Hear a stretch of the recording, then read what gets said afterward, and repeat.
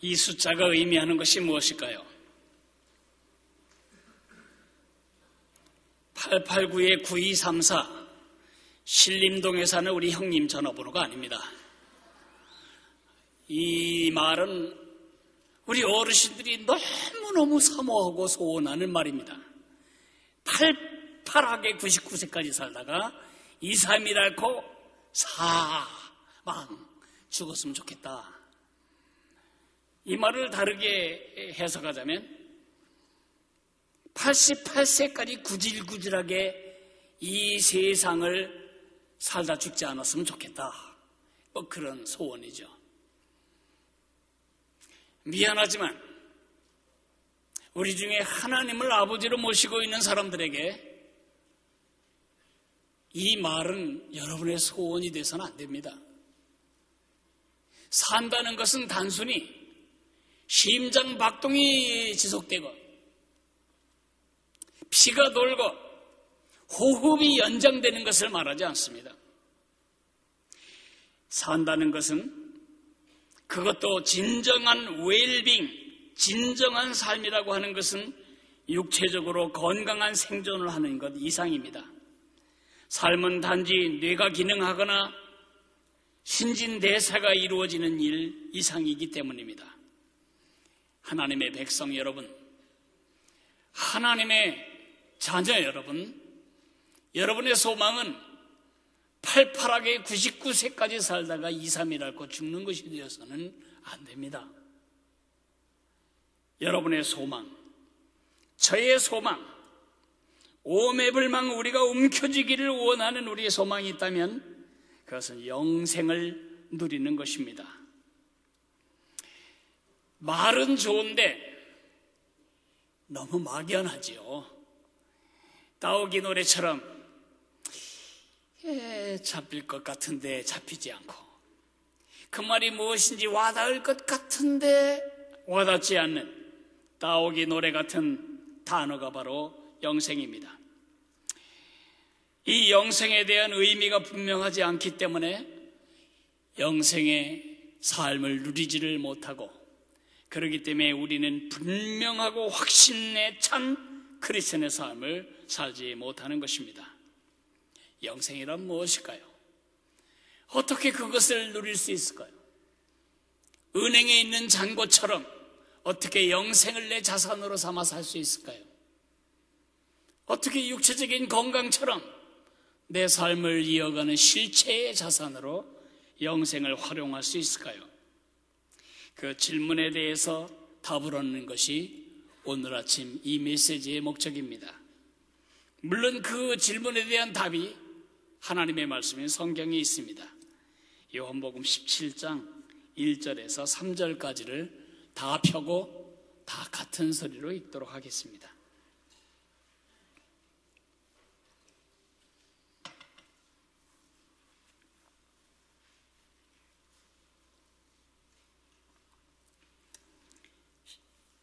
요한복음 17장 1절에서 3절 신약성경 177페이지쯤에 있습니다. 찾으셨으면 저와 함께 읽으실까요? 예수께서 이 말씀을 하시고 눈을 들어 하늘을 우러러 이르시되 아버지여 때가 이르렀사오니 아들을 영화롭게 하사 아들로 아버지를 영화롭게 하게 하옵소서. 아버지께서 아들에게 주신 모든 사람에게 영생을 주게 하시려고 만민을 다스리는 권세를 아들에게 주셨음이로소이다.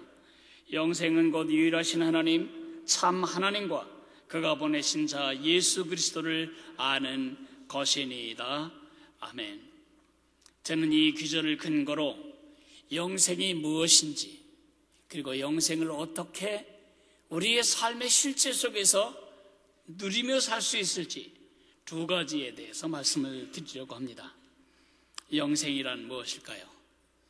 참된 웰빙, 인간이 인간답게 살기 위해선 영생이 무엇인지를 확실하게 바로 이해해야 합니다.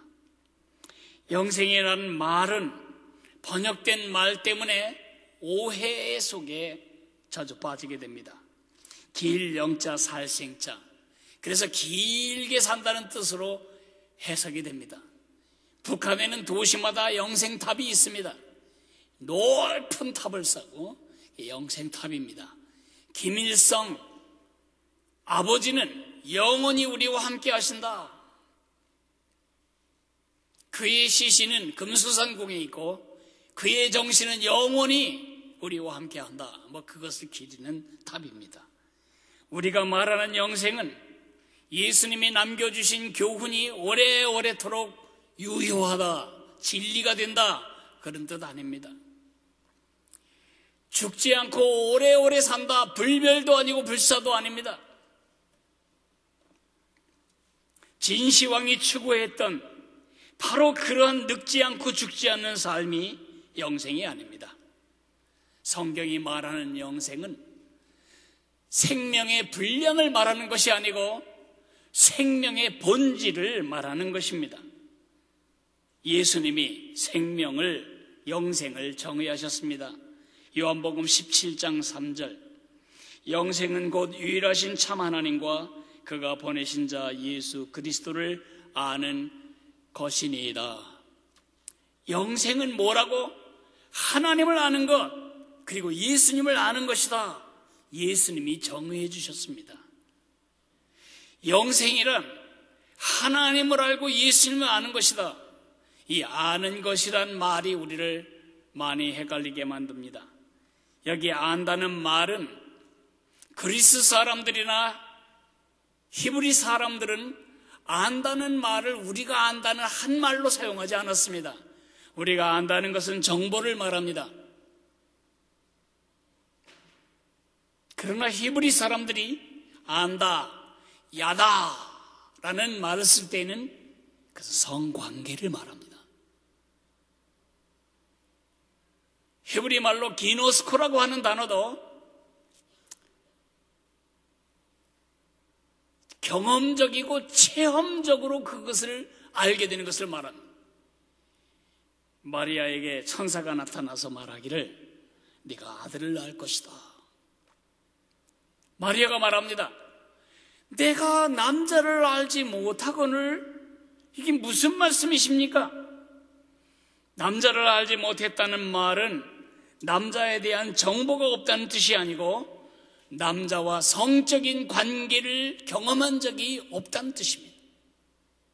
결국 여기에 말하는 하나님을 안다, 예수님을 안다는 것은 남편이 아내를 아는 것처럼, 아내가 남편을 아는 것처럼 가장 깊은 관계의 형식인 성적 관계의 정도의 생명을 나누는 관계를 말하는 것입니다. 그래서 구약 성경에는 영생이란 말이 사람과 관련되어서 한 번도 사용되지 않습니다. 구약은 시적인 언어, 묘사적인 언어, 회화적인 언어로 기록되었고, 신약은 관념적인 헬라어로 기록됐죠. 관념적인 헬라어는 두 자로 요약합니다. 영생, everlasting life. 그러나 회화적인 언어인 히브리어 구약 성경은 이렇게 그것을 말합니다. 나는 너희의 하나님이 되고 너희는 내 백성이 되리라. 그 말이나 영생이란 말이나 아주 똑같은 말입니다.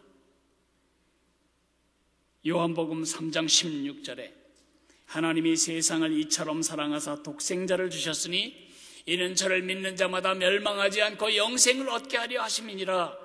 그렇게 말씀할 때에 예수를 안 믿으면 멸망하고 예수를 안 믿으면 파멸에 이른다는 뜻이 아닙니다. 원래 인간은 파멸된 상태에 있었고 멸망할 상태에 있었습니다. 왜요? 생명을 잃어버렸으니까요. 언제요? 에덴 동산에서요. 어떻게요? 하나님을 그 삶에서 삭제해냄으로써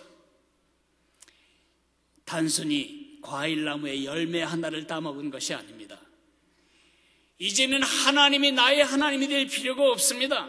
내가 내 삶을 챙기고 책임지고 인도하고 보호하고 채울 수 있는 하나님이 되는 삶을 나는 선택하겠습니다. 그런 표현이 선악을 알게 하는 남의 열매를 따먹는 것입니다. 선과 악의 기준이 이제는 하나님이 될 수 없습니다. 좋다 나쁘다의 기준을 내가 규정하는 내 자신이 기준자가 되고, 내 자신이 목적이 되고, 내 자신이 나의 정의가 되고, 내 자신이 나의 삶의 주인이 되는, 내 자신이 나의 하나님이 되는 삶을 나는 선택하겠습니다. 하나님을 잃어버렸습니다. 물고기는 동해바다, 서해바다, 일본해, 중국해 마음대로 다닐 수 있겠지만 한 가지를 해서는 안 됩니다. 물에서 나오면 안 됩니다. 인간이 그렇습니다. 그러나 인간은 물에서 튀쳐나온 물고기처럼 하나님의 생명을, 하나님과의 관계를 잃어버렸습니다. 그 잃어버린 인간을 구원해서 하나님과의 관계, 하나님의 생명을 다시 주시기 위해 하나님은 그 아들을 보내주셨습니다. 예수님이 이 땅에 오신 이유는 우리로 영생을 얻게 하기 위해서입니다. 예수님이 십자가에 죽으신 이유는 끊어진 하나님과 우리 사이의 생명의 관계를 연결하기 위해서입니다. 예수님이 다시 살아나시고 승천하시고 성령으로 오신 이유도 여러분과 하나님 사이의 생명의 연결을 위해서입니다. 그것이 영생입니다. 그래서 성경은 이렇게 말합니다. 아들이 있는 자에게는 생명이 있고 하나님의 아들이 없는 자에게는 생명이 없느니라. 이 생명의 관계, 하나님과 그의 피조물 사이의 생명의 관계를 영생이라고 정의할 수 있습니다. 영생은 많은 말로 다르게 표현되기 때문에 우리가 영생에 대한 확신을 못 갖는 것 같습니다. 영생이란 말은 하나님의 자녀가 되었다는 뜻입니다. 하나님의 자녀가 되었다는 말이나 영원한 생명을 얻었다는 말이나 예수님을 모시고 산다는 말이나 죽으면 천국 간다는 말이나 생명을 얻었다는 말이나 다 같은 말입니다. 하나님과의 생명의 관계를 회복한 것을 말합니다. 에덴 동산에 아담과 하와가 항상 하나님과 함께 살았습니다. 하나님의 생명으로 살았습니다. 하나님의 생명으로 하나님에 의한, 하나님을 위한 하나님의 삶을 그들은 살고 있었습니다. 예수님 믿음으로써 그 삶을 다시 회복하는 것이 바로 구원입니다. 요한복음 6장 47절은 말합니다.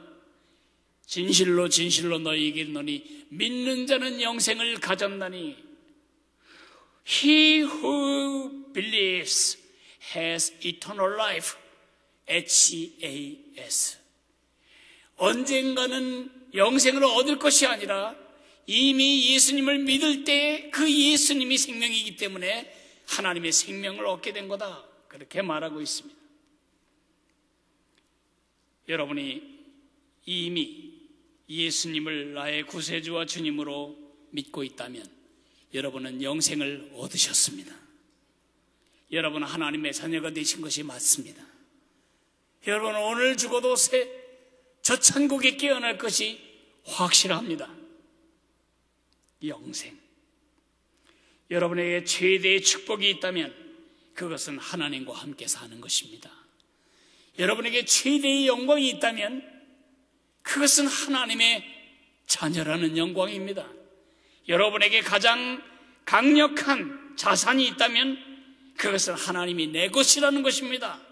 하나님이 내 것이고 내가 하나님의 것이고, 여러분에게 힘이 있다면, 여러분의 배경이 있다면 하나님이 내 아버지시다, 예수님이 내 안에 사신다, 그것보다 더 큰 힘이 어디 있겠습니까? 여러분의 가치가 있다면, 여러분이 이루어 놓은 일, 여러분이 가지게 된 자산에 있지 않고 여러분의 가치가 있다면 그것은 바로 여러분이 하나님의 자녀가 된 사실에 있습니다. 세상 사람과 여러분의 가장 큰 차이는 교회에 오냐 안 오냐의 차이가 아닙니다. 여러분에겐 다른 생명이 있습니다. 여러분 마음속에는 하나님의 생명이신 예수님이 계십니다. 그것이 바로 영생입니다. 그것이 영생이기 때문에 정말 웰빙하기를 원한다면 그 영생을 바로 누리며 살아야 합니다. 영생은 종교적인 주제가 아닙니다. 영생은 관념이나 사고나 이론이 아닙니다. 영생은 오늘 하루를 살아갈 실제적이고 실천적인 삶의 문제입니다. 하나님이 나의 하나님이 되신다. 내 정의가 무엇입니까? 세상 사람은 자기가 가진 돈으로 자기를 정의합니다. 나는 누군가? 나는 부자다. 세상 사람은 자기가 지금 가지고 있는 사회적 지위로 자기를 정의합니다. 나는 누군가? 나는 국장이다. 세상 사람들은 자기가 가진 여건으로 자기를 정의합니다. 일이 잘 풀리면 이렇게 말합니다. 나는 행복한 사람. 어떤 정의도 옳지 않습니다. 왜냐하면 그 상황은 곧바로 달라지기 때문에. 여러분의 현실이 여러분을 정의하게 하면 안 됩니다. 영생이 여러분의 바른 정의법입니다. 여러분이 누군가를 정의하는 바른 기준이 있다면 그것은 바로 영생입니다. 나는 누군가? 나는 예수님을 이 안에 모신 하나님의 아들이다. 나는 하나님의 딸이다. 나는 오늘 밤 이 세상을 떠나도 천국으로 들어갈 천국의 백성이다. 이렇게 영생은 관념이나 이론이 아니고 내 삶의 존재의 정의이고 존재의 정체성이고 내 존재의 목적이고 내 존재의 기준이고 내 존재의 가치가 됩니다. 주의해야 할 것은 이 영생의 양면성 중에 하나만 선택하면 안 된다는 것입니다. 손바닥입니다. 손등입니다. 어느 것이 손이겠습니까? 둘 다입니다. 영생을 현재성과 미래성이 있습니다. 어떤 것이 영생이냐고? 둘 다입니다. 여러분, 둘 다를 누려야 합니다. 어떤 사람은 영생의 미래적 측면만 주장합니다. 이 죄악된 세상을 떠나서 죽으면 들어갈 영원한 천당만 주장합니다. 장망성, 장차 망해버릴 이 땅을 떠나서 천국에 가는 게 목표라고 생각합니다. 큰 목표가 아닙니다. 그건 받아놓은 밥상입니다. 따놓은 당상입니다. 철로 역정에서 이 장망성을 떠나 저 천성 들어가는 순례자의 삶으로 여러분의 삶을 이해하면 오늘 불합리한 현실을 뒤집어 엎고 없는 현실은 재창조하고 주님과 함께 썩은 세상의 소금이 되고 어두운 세상에 빛이 되어야 할 오늘의 여기에서의 우리의 영생의 삶은 없어지고 마는 것입니다. 만약에 영원한 천국이 그것이 영생이라면 가장 큰 축복은 예수 믿는 날 죽어버리는 게 가장 큰 축복일 것입니다. 왜 우리를 힘들게 이 땅에 남아있게 하십니까? 이 땅에서 우리가 누려야 하고 보여줘야 할 천국이 있기 때문입니다. 그것이 바로 현재성입니다. 그렇다고 해서 현재성만 강조하고 미래성을 깎아내면 안 됩니다. 우리는 영생을 얻었습니다. Already. 우리는 이미 영생을 얻었습니다. 그러나 not yet. 아직 그 완성에 이르지 않았습니다. 우리가 영생을 얻었지만 아직도 하나님 백성 아닌 것처럼 살 때도 많고요. 하나님이 기분 나빠하실 삶을 산 때도 있습니다. 우리는 아직 아닙니다. 이미이지만 아직 아닌 마치 사람으로 완벽한 사람으로 태어난 아기이지만 인간으로서의 기능과 구실을 100% 감당할 수 없는 어린아이처럼 우리는 계속해서 변화되고 새로워져 가고 있는 현재 진행형의 완성을 향해 가고 있는 하나님의 자녀일 뿐입니다. 그러므로 현재성만 강조하면 안 됩니다. 저는 오늘 여기서 누려야 할 영생, 그것에 대해서 강조하고 싶습니다. 뿐만 아니라 저곳 그곳에서 그때 누리게 될 영원한 천국의 실체에 대해서도 여러분이 눈을 감지 않게 되기를 바랍니다.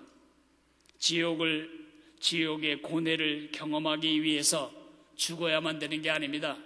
지옥의 고뇌는 이미 이 땅에서 하나님을 삭제해내기만 하면 경험하게 되는 실체로 이미 누리고 있습니다. 그러나 지옥에 가면 그 고통이 완벽하겠죠. 마찬가지로 천국의 축복은 죽어야 가서 누리는 것이 아닙니다. 영생은 하나님과 함께 사는 것입니다. 지금 여기에서 왕이신 그분과 동행하는 것입니다. 내 영혼이 은총 입어 중한죄진 벗고 보니 슬픔 많은 이 세상도 천국으로 변하도다. 초막이나 궁궐이나 주 예수와 동행하면 그 어디나 하늘나라, 예수님이 계신 곳, 그것이 천국을 정의하는 것입니다. 예수님 없음, 그것은 지옥입니다. 예수님 계심, 그것은 천국입니다. 날마다 그 예수님을 모시고도 예수님 없는 삶을 살아가는 어처구니 없는 손실, 낭비를 이제 중단해야 할 때가 되었습니다. 뿐만 아니라 미래의 천국을 우리는 소망해야 합니다. 천국은 실제합니다. 거기에는 눈물도 없고, 거기에는 죽음도 없고, 거기에는 고통도 없습니다. 그러나 그 천국이 황금 길로 깔려있고 보석집이 있기 때문에 제가 그것을 가고 싶은 것이 아닙니다. 병이 없기 때문에 그것을 사모하는 것이 아닙니다. 제가 천국을 사모하는 이유는 지금은 부역해 보이는 그 예수님이 말갛게 보일 완벽한 지식으로 그 예수님을 만나게 될 소망 때문입니다. 천국에 예수님이 계시지 않으면 여러분 거기 가지 마십시오. 거기는 천국이 아닙니다. 이것은 이해도 안 되고 상상도 안 됩니다. 말씀드린 것처럼 뱃속에 있는 태아가 엄마 몸 밖에 나와서 살아야 할 100년의 삶을 이해할 수 있겠습니까? 뱃속에서 느끼는 그 조그만 느낌으로 그가 이 땅에 태어나서 보아야 할 이 찬란한 색깔들과 소리와 아름다움을 상상할 수 있겠습니까? 못합니다. 우리가 지금 천국에 대해서 상상하는 것도 그와 같습니다. 중요한 것은 영생을 누린다고 하는 것은 그 영생의 비달에서 오늘의 삶을 살아가는 것입니다. 진정한 웰빙을 원한다면, 우리의 삶을 낭비하지 않는다면, 돼지가 사는 것 같이, 소가 사는 것 같이, 닭이 사는 것 같이 심장 뛰고 소화되고 화장실 가고 밥 먹고 그러한 동물적인 생존, 육체적인 생존 말고 진정한 인간으로서의 하나님의 형상으로서의 삶을 살기를 원한다면 영생의 비달에서 살아야 합니다. 영생을 기본 전제로 살아야 합니다. 영생을 누리며 살아야 합니다. 어떻게 하는 걸까요? 이해를 위해서 제가 여러분을 남쪽 하늘로 모셔가겠습니다. 지구에 적도가 있고 적도 밑에를 우리가 남반부라고 말하는데, 북반부에 사는 우리가 보지 못하는 별이 있습니다. 그건 남반부 하늘에 떠 있는 십자성입니다. 월남 갔던 우리 선배들이 십자성 노래를 불렀습니다. 대한민국에서는 십자성이 보이지 않습니다. 남쪽 하늘에 떠 있으니까요. 대부분 육지는 북반부에 있고 적은 대륙과 많은 바다는 남반부에 있기 때문에 이 항해하는 선박들은 남반부에 많이 있겠죠. 남반부를 많이 통과하게 될 때에 캄캄한 밤, 아직 내비게이션이 없었을 시절, 아직 나침판이 없었을 시절, 이들은 어떻게 방향을 잡아서 자기가 가야 할 항구로 갈 수 있었을까요? 그 좌표는 바로 그 기준점은 바로 저 십자성이었습니다. 저기 열십자 직선은 제가 어젯밤에 그어놓은 거고요. 저 네 개의 별과 동남쪽 코너에 있는 그 별 하나가 이게 십자성인 것을 보여주는데, 이 십자성이 기준점이었습니다. 이 십자성을 기준점으로 해서 그들은 자기들의 방향을 알 수가 있었습니다. 손을, 주먹을 이렇게 쥔 다음에 한번 주워보실까요? 그 다음에 이 면, 평평한 면하고 저 십자가의 가로막대를 일치시키는 겁니다. 그러면 이 엄지손가락 끝이 가르치는 데가 거기가 바로 남쪽입니다. 그러니까 선원들은 계절이 바뀌면 십자가가 저렇게 뒤집어지기도 하고 왼쪽으로 기울기도 하고 오른쪽으로 기울기도 하는데, 그때마다 주먹을 보면 어디가 남쪽인지를 찾아갈 수가 있었던 것입니다. 이렇게 영생은 오늘을 살아가는 여러분의 삶의 십자성이어야 합니다. 많이 힘드십니까? 그럴 때 이렇게 외치십시오. 하나님은 나의 하나님이시다. 하나님은 나의 아버지시다. 지금 한번 해보실까요? 하나님은 나의 아버지시다. 이제 제가 말하면 여러분이 그렇게 대답하시면 됩니다. 가도 현실의 터널이, 어두운 터널이 끝나지 않습니다. 이제 많이 지칩니다. 어떻게 하라고요? 의사 선생님이 말하기에 이 병은 고칠 수 없다고 말합니다. 그냥 친구처럼 데리고 살아야 한다고 말합니다. 이런 절망에 어떻게 말하라고요? 그렇게 오랫동안 기도해도 경제적인 상황이 좋아지지 않습니다. 어떻게 주장하라고요? 그게 영생을 누리는 것입니다. 하나님과 함께 눈물을 닦고, 하나님과 함께 좌절해서 일어나고, 하나님과 함께 용서하고, 하나님과 함께 소망을 되찾고, 하나님과 함께 없는 현실을 만들고, 하나님과 함께 부조리한 현실을 뒤집어 엎는, 그것이 영생을 누리는 삶, 그것입니다. 평생 하나님의 생명으로 사시기를 바랍니다. 평생 하나님의 생명의 빛 아래서 여러분의 삶을 웰빙하시는 축복을 누리시게 되기를 바랍니다. 오늘 성찬식을 거행할 텐데 컨셉은 영생